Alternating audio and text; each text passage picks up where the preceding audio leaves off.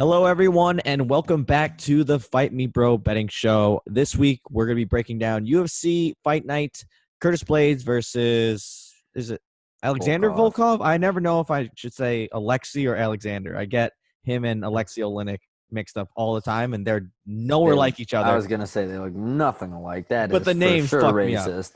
The name, yeah, They for sure a little bit racist toward Russians, I guess, or nationalist. But what do you think of the card? I've went back and forth. So originally I thought it was shitty. Then I looked at it again. I thought it was really good. Not good, but I thought there was a lot of good things to bet on in the Yeah. sense of these will make for exciting gambling matchups. Then when I actually went through it with a fine tooth comb, I realized I just don't really care. Yeah, I mean, some of these fights, I thought I would have more luck like finding good bets, but I was kind of finding tough finding value here. It is intriguing though. It's not like I'm excited for these fights. There's a lot of fights where I just want to see how they play out because it's just they're very.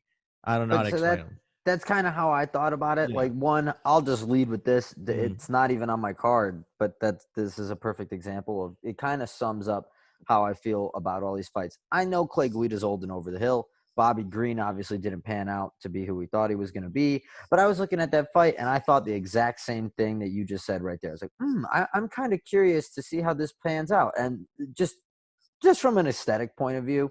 And then I looked at it again when I actually had lines and numbers in front of it, and I was like, it just came to me, no, I don't actually care what happened. I could just go without watching this fight. This means Yeah. literally nothing to me.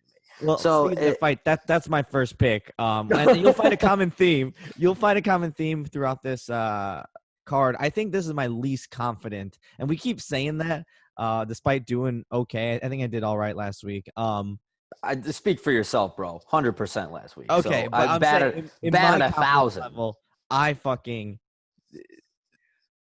almost every bet except my lock, I could pretty much be. I'm mad at myself. I really hope they come through because if they don't, I'm gonna look like the biggest idiot. And this being the first example, I'm betting on a 38-year-old Clay Guida at plus 210.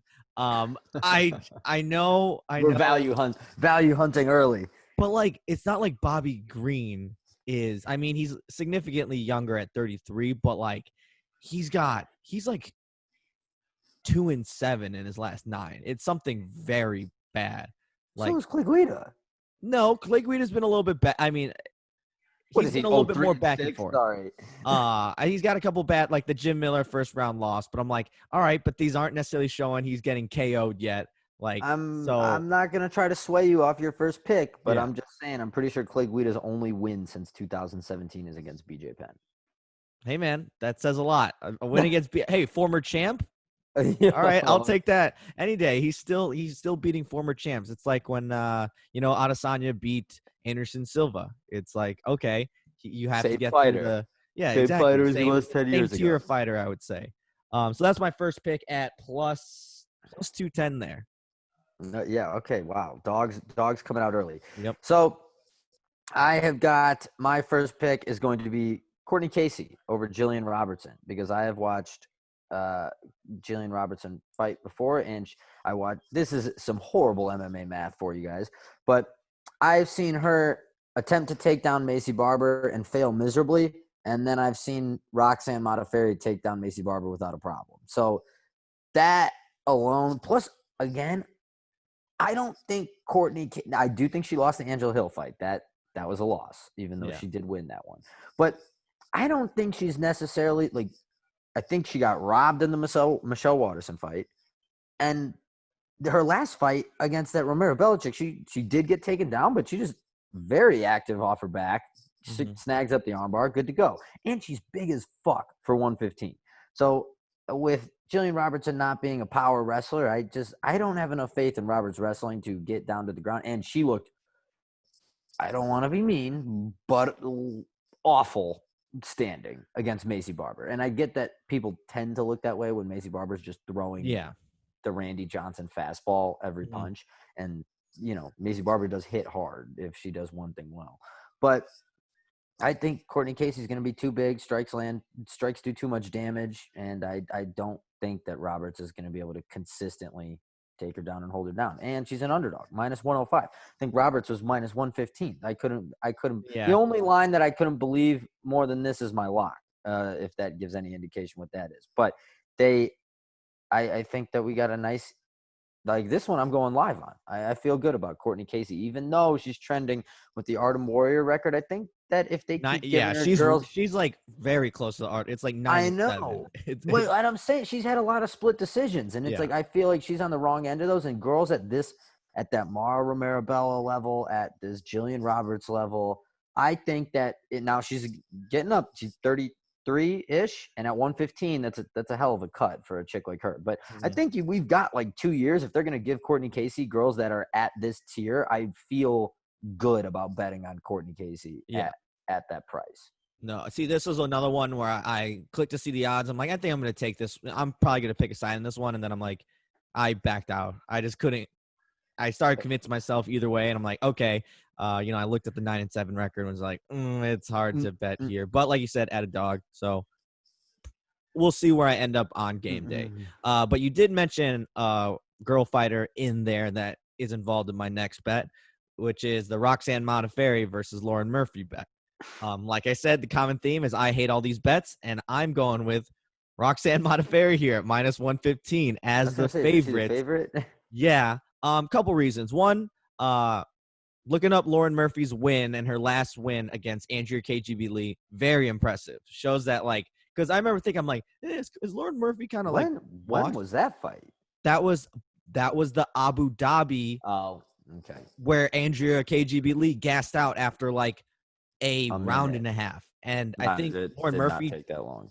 Yeah, Lauren Murphy trains at the MMA lab, so like they have crazy conditioning usually. So in Abu Dhabi, that's one of the cases where you just saw the better conditioned person. I bet if they fought in, regular ass, Las Vegas, KGB Lee takes that 8 times out of 10.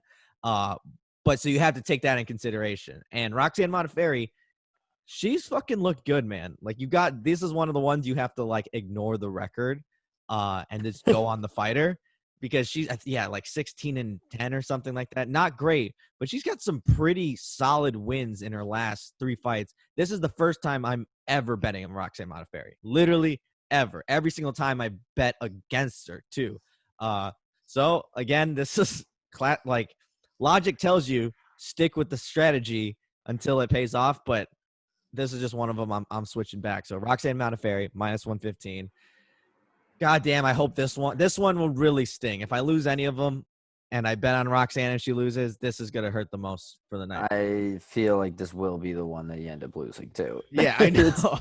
She'll get knocked out in like 5 seconds or something. We'll be like, okay, well, that was fun while it lasted. I'm also betting on Clay Guida, so if there's going to be one to lose. Yeah, right. I mean, I don't even want to know what the rest of the card looks like for you. But so I'm going to jump to the main event.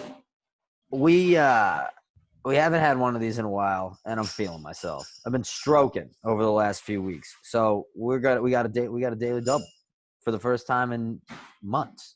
So you're gonna try. You gave it a break. Gave it some. I gave it a break, time off, and some needed time off. Let the horse rest the legs a little bit. But I got the hot hand right now. Okay, we're back. Quick technical difficulties there. I think Nick was just saying how he's been on fire, and he's dipping back into the daily doubles. So yes. What are you going with? The daily double's back. I have got the hot hand now, so I feel comfortable. We're opening up the playbook a little bit. Got a couple first downs. Chains are moving. Had a couple long 90-yard drives. Open it up. We're going to start running the flea flicker and stuff. So main event, Curtis Blaydes, Alexander Volkov. We're laying the number, first of all. Straight up, lay the 430, take Curtis Blaydes. And we're taking Curtis Blaydes by TKO. Also laying that number, minus 210. Why are we doing this? I have looked at this a couple different ways, and Volkov doesn't have the stopping power that typically gives Curtis Blaydes trouble when the couple times that we sort of have seen him in trouble. Mm-hmm. And the other thing is I just don't know that Volkov can reliably keep Curtis Blaydes from taking him down like over and over again. I don't know if there's many people that can. Yeah, right. And that's the thing. The people that can are guys like Francis, and I don't want to go out on a limb and say Derek Lewis, but guys that hit really hard, it seems like when you really rack Curtis Blaydes with big uppercuts, big knees, something. I mean, even Overeem cracked him with those knees, but he then ended up kind of getting him to the ground and it was over. But he ate a fucking shot right there. And then it was not – he will back off if there's a major power threat, which I got to be honest, no disrespect to Volkov, but he's a volume puncher at heavyweight, which is a very rare thing to see. And I don't think that's going to deter Curtis Blaydes at all. Not to mention the fact that Curtis Blaydes is one of those guys that you can see, unless he's fighting Francis, he is a guy that just seems to be leveling up every single time he fights. Yeah. And he also is one of the few guys that has truly, what I would say, like active ground and pound. Like gets people down, shells up for a second, drops bombs, and then he'll stand up. And if he's going to let somebody up, he's going to let him up, punch him up on the way up, and then he will go right back to the takedown. Like he has no problem just being rinse, wash, repeat wrestler guy at heavyweight, which again is something rare. So I just think over the course of 5 rounds, Volkov's a tough dude, but I think he is going to be eating elbows for the majority of this 25 minutes, and I think we're going to end up getting a stop here. So daily double pick, Curtis Blaydes, take the Curtis Blaydes by knockout. If you want to get cute with it, I think the over-under is like, what is it, 3.5? 2.5, I think. I thought it was 3. Okay, that I might stay away from. But the rest of those, I know I say this a lot, just like I said it with the Ben Askren versus Jorge Masvidal decision daily double, but I feel good about this one. I think we might hit the daily double this week. It very well could. I like that a lot. Moving on to my next pick. So this one, again, against my best judgment, comes in the Josh Emmett versus Shane Burgos fights. Very interesting fight. This is another one of the ones where I just want to see how it plays out. 2 fighters with very different style. One has a very slick, smooth style. The other has a very ugly style. Like, more his physical appearance ugly, but the whole thing aesthetically, he just doesn't seem it seems very robotic. But Josh Emmett is very good. Like, despite my best beliefs, he has proved me wrong. So I'm switching onto Josh Emmett as a dog, plus 140 here.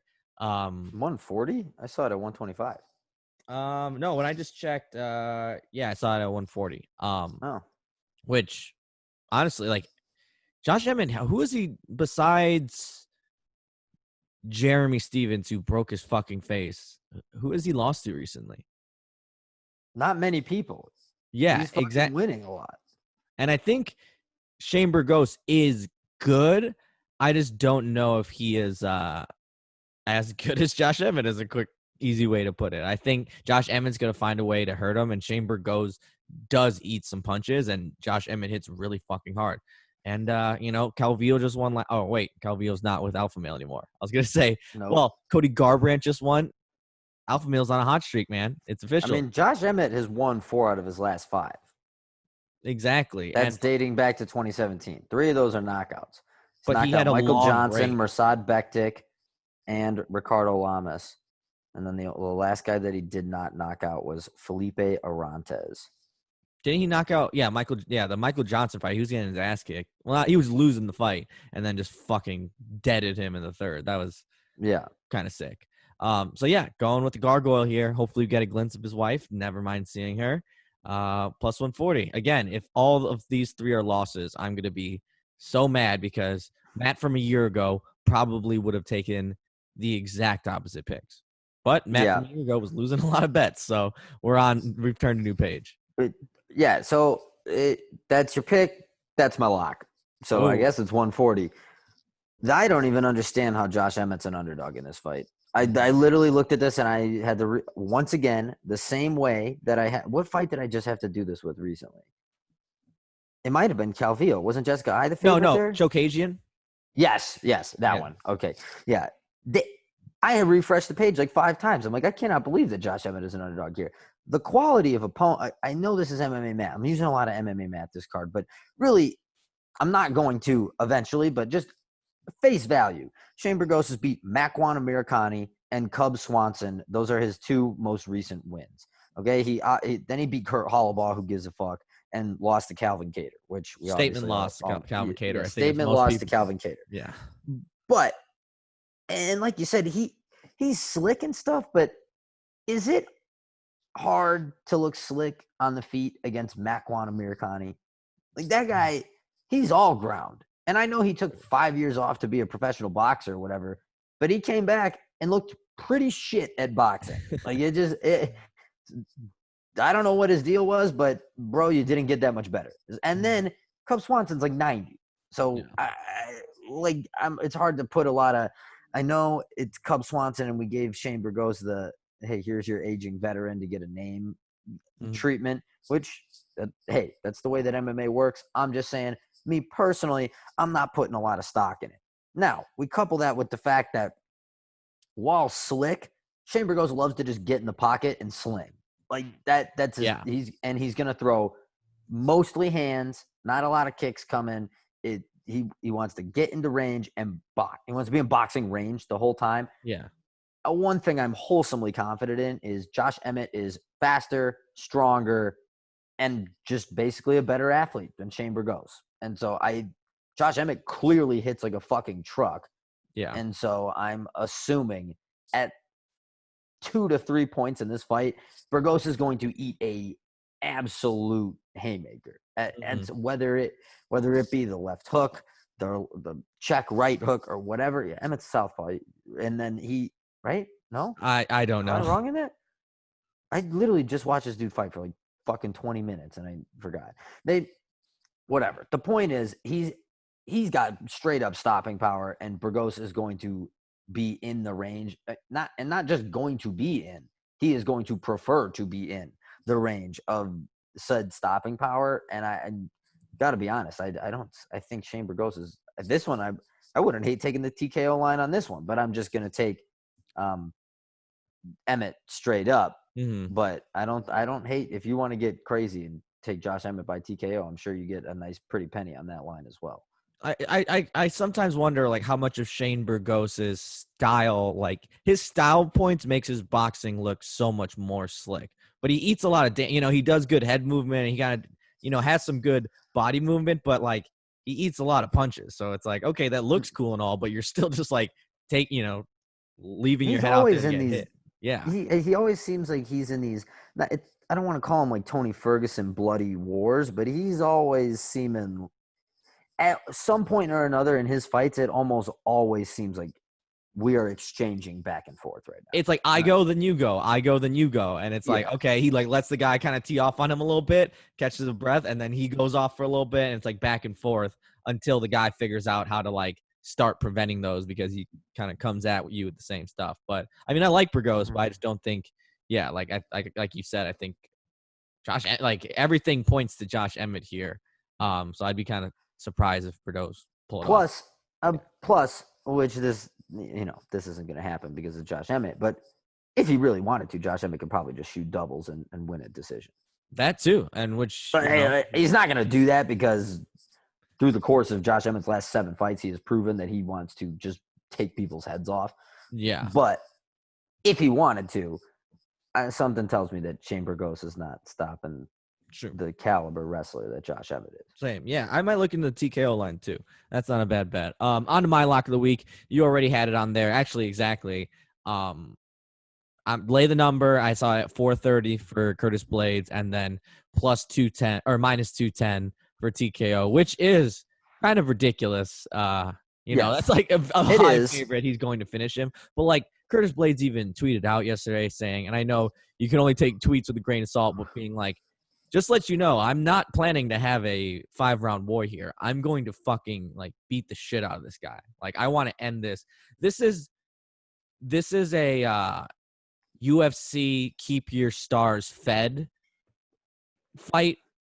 Like this fight is meant to just keep Curtis Blaydes' name relevant until the traffic jam at the top kind of clears out a little bit, because they know there's not a whole lot of options. So they're thinking about like, okay, what name is big enough that's not really going to put Curtis Blaydes at too much of a risk at loss, but people could still walk away from and be like, oh, this guy deserves a title shot. Like, didn't Derek Lewis get a title shot after beating Alexander Volkov, I think? Yes. So it's like, okay, if you warranted Derek Lewis that before, then it's like, okay, Curtis Blaydes gets that, checks it off the list. Then if something happens where they need to step in, Curtis Blaydes is there. He's just permanently right now the number.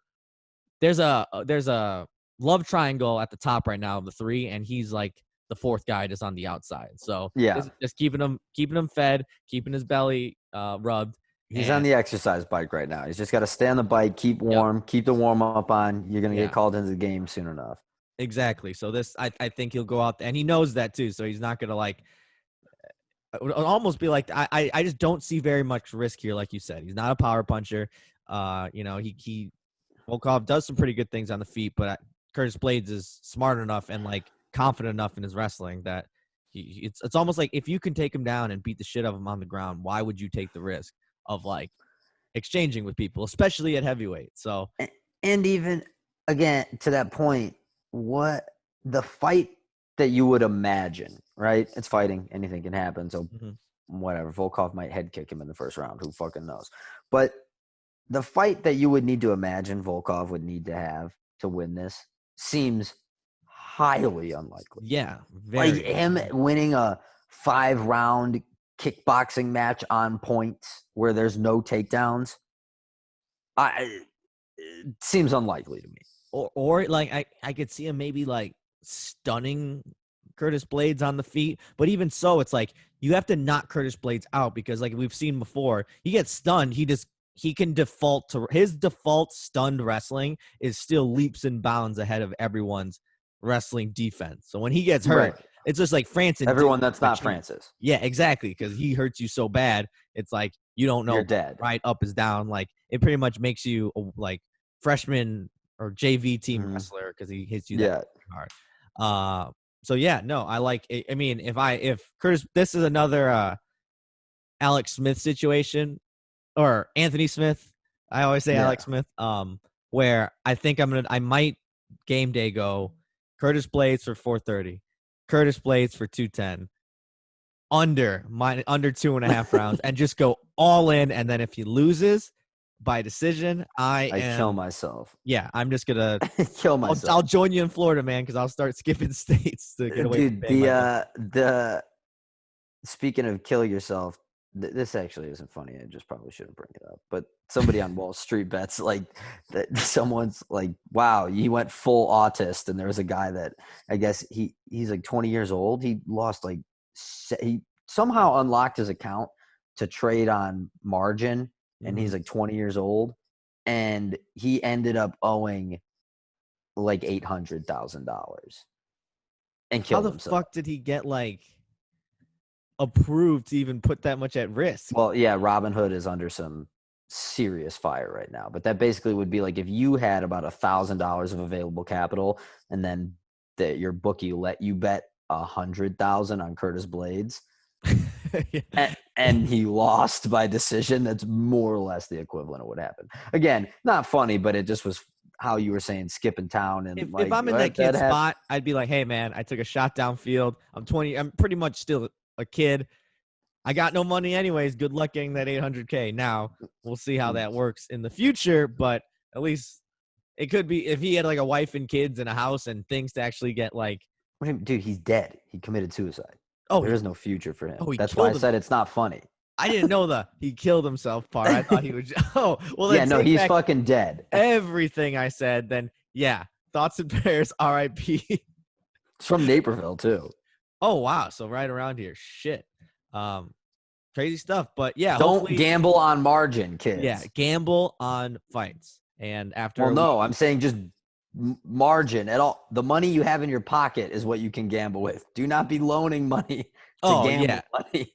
Yeah, exactly. That's a. If there's any bets that you take from this show, if there's any advice, take that advice. Exactly. But then also take our picks because we're hot right now. Yeah, we are. And like, come on. When has a minus 430 favorite ever lost? I can't think of any. So Never. Yeah, hammer those bets. Tweet us out your bets. We'll see if we like them. There's a lot of action that we didn't get to on this card, so we always welcome to advice.